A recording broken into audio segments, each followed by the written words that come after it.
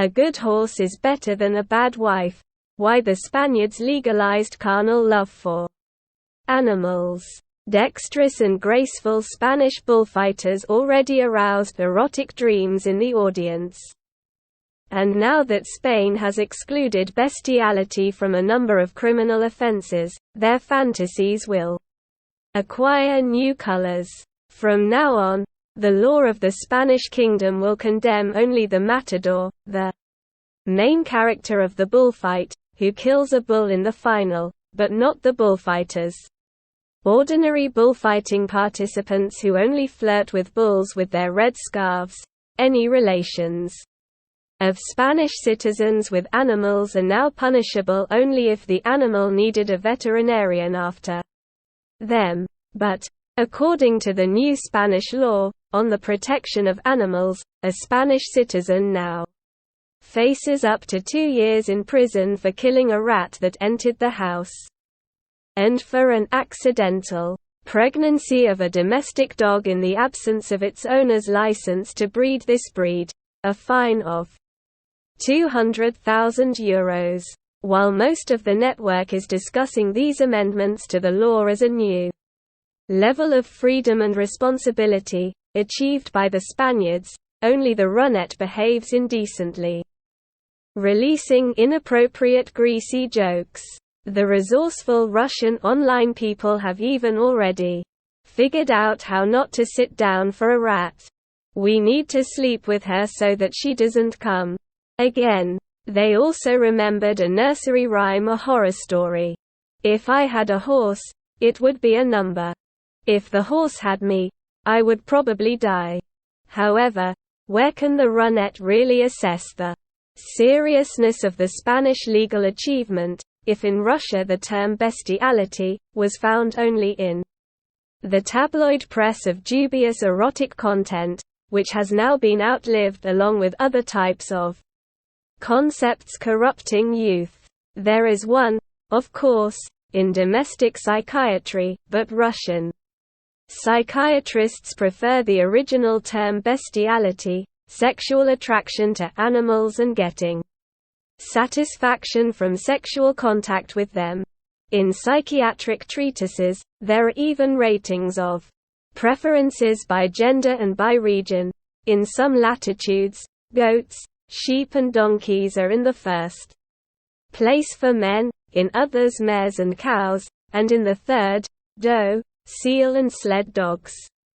But women in all parts of the world are loyal to cats and communicate with them in the way that has been allowed by law in Canada since 2016. There, only sexual intercourse with and penetration and is illegal.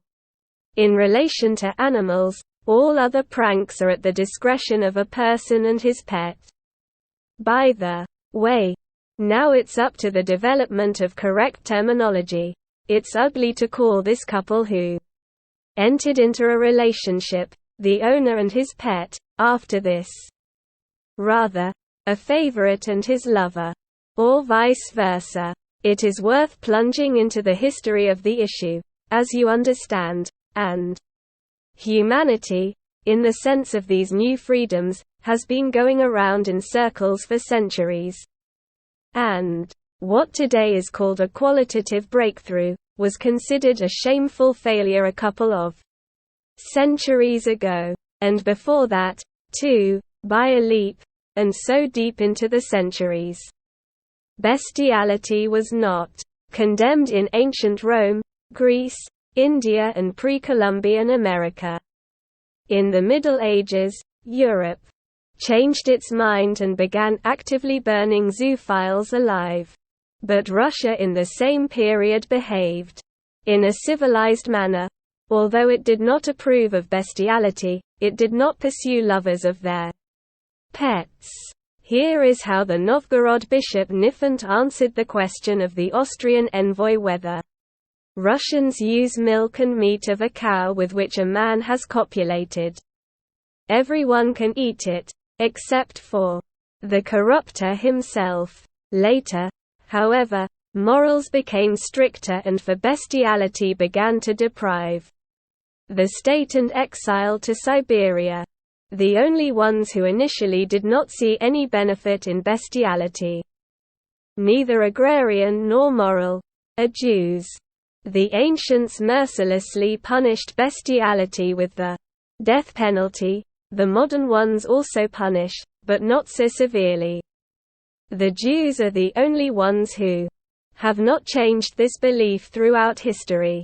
Islam, too, of course, was not welcomed, but, for example, in the ex-Soviet Central Asian republics, at the dawn of the Bolshevik principles of free love, they tolerated the exercises of young hot shepherds with sheep, so long as he did not dishonor the bride before marriage, because it is a sin.